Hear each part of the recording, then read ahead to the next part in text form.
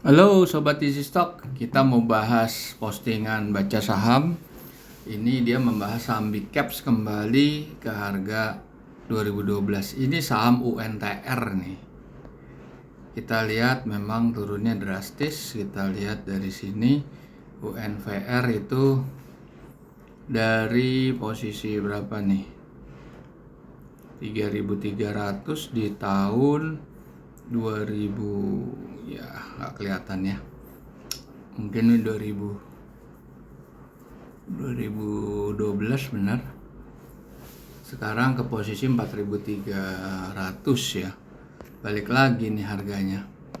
Kalau kita lihat laba semakin kecil, Q4 ya, Desember ya, EPS nya emang turun terus dari 45 menjadi 20. Earning per share-nya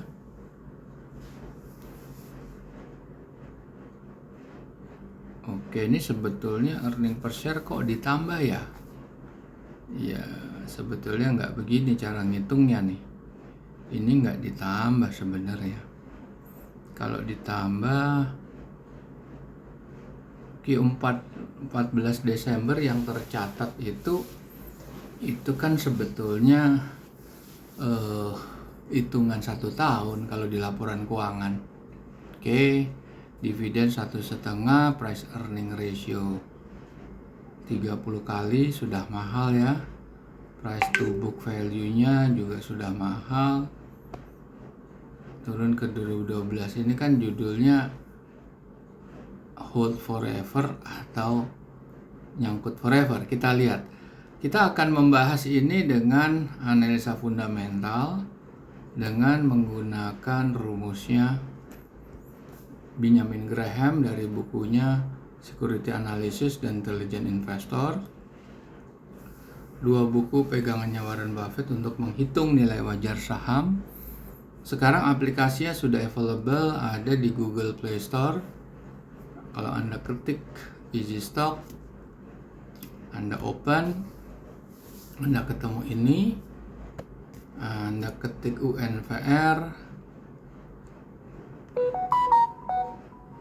Nah, kalau dilihat di sini ya, UNVR itu harganya 4.300, nilai wajarnya cuma 1000-an.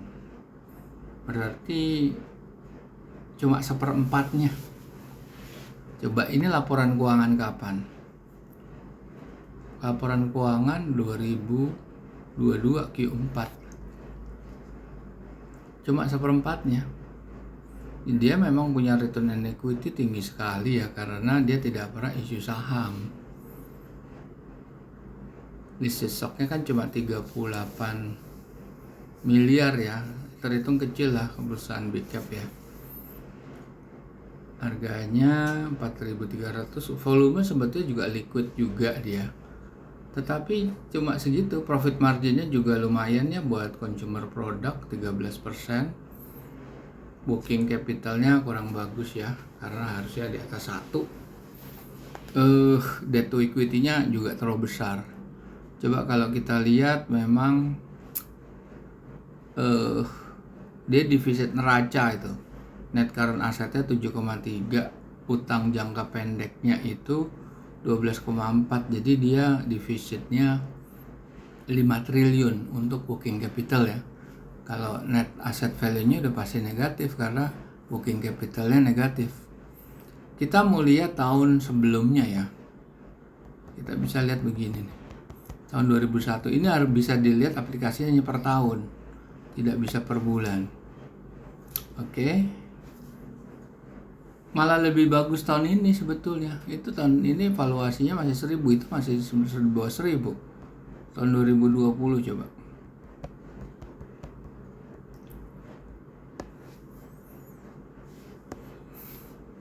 Rp2.000 malah lebih bagus.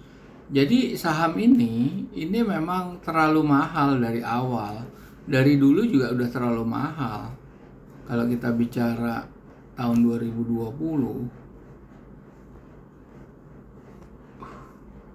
tahun 2021, 2020, dia sebetulnya valuasinya kan paling tinggi cuma di 2000. Terlalu tinggi ini harga ini. Oke. Coba kita lihat lagi saham apa yang di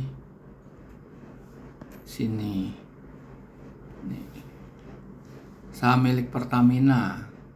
Apa nih, Pegas kalau nggak salah ya. Elsa, oke Elsa. Elsa ini saham bagus, cuma 300-an. Price to book value-nya 0,5 bagus. Oke, terus dia tuh equity-nya 1,3, agak tinggi ya. Di atas 1 soalnya. Dividend yield-nya nggak terlalu bagus ya, di bawah bunga deposito. Di bawah bunga deposito 3% ya, di bawah sedikit lah. Setelah dipotong pajak ya. Potong pajak kan bunga deposito sekitar 2,4. Price earning-nya serendah, price to book value-nya rendah. Ini sebetulnya bagus nih, bayar dividen rutin, EPS-nya naik terus. Nah kita coba kita lihat berapa Elsa ya, Elnusa. Ini udah Q1, valuasinya tuh 345, sedangkan harganya 326. Dan valuasi tertingginya itu 680. Jadi ini masih menyimpan upside nih.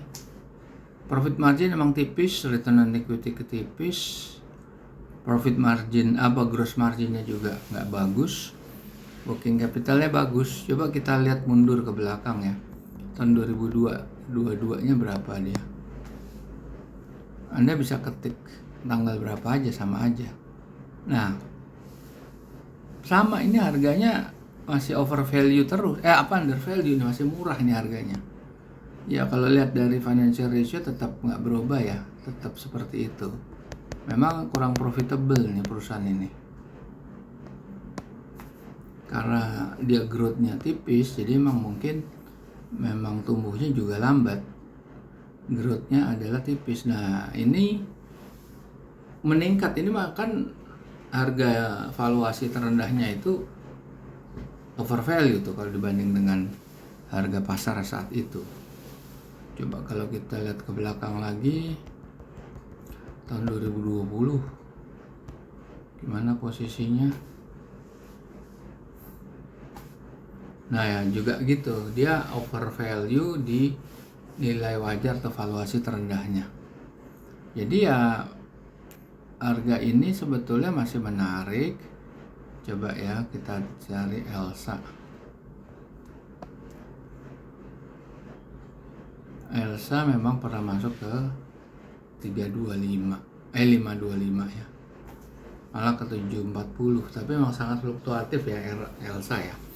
Jadi sebetulnya masih menyimpan kalau Anda beli di harga murah. Kalau dia bisa masuk ke 124 lebih bagus lagi. Di 325 aja sebetulnya kalau rata-ratanya sebetulnya di 200-an. Kalau Anda beli di 200-an tuh bagus, karena rata-rata tahun-tahun sebelumnya tuh valuasinya seperti itu. Nah kita kan nggak tahu karena kinerjanya fluktuatif. Oke, satu lagi kita cari 3 saham dulu aja. Saham 400-an bagi dividen. Apa nih, saham apa nih, saya nggak tahu. Ini TPMA. Oke, TPMA dividennya 15%. TPMA 15% tinggi. Price earning ratio rendah, price to book value-nya juga masih rendah. Kita lihat TPMA di sini, grafiknya kita lihat. TPMA, oke, pernah 1.200. Coba kita lihat di sini TPMA.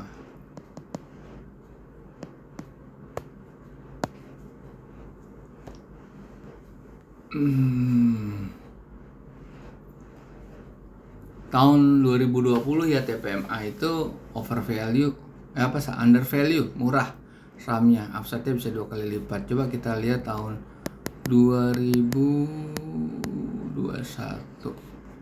Kita lihat 2021, bisa ketik berapa tahun tuh, tetap masih murah. 2022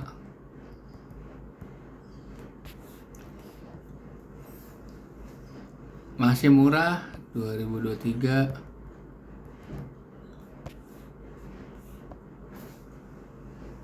Masih murah. Jadi saham ini memang hitungannya masih murah nih. Masih, coba kita lihat profit marginnya bagus 23%, gross marginnya 34% kurang sedikit, return on equity juga di atas benchmarknya, debt equity-nya bagus, working capitalnya bagus. Kalau kita lihat grafik TPMA, ini pernah ke 1200, terlalu tinggi sih 1200. Dia di level sekitar 900-an lah, atau 800-900 lah. Oke. Jadi para pemirsa, di 3 saham tadi, UNVR, ELSA, dan TPMA, itu satu di bidang consumer good atau di bidang kosmetik, healthcare, kedua di bidang perminyakan sebagai kontraktor, dan TPMA ini tadi adalah perusahaan pelayaran nih kalau nggak salah nih. TPMA pelayaran. Iya, TPMA, coba kita lihat di sini, easy stock bisa nih. TPMA apa sih company profile-nya? Energy, ya, coal distributor ya. Transpower Marine, ya, pelayaran untuk pengangkutan kargo barang tambang.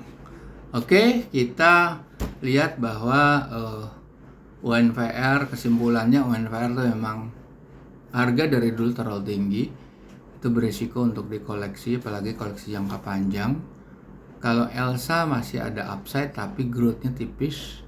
Kalau TPMA growth-nya bagus dan harganya pernah menyentuh bahkan lebih dari nilai wajar ya, di 1200-an ya.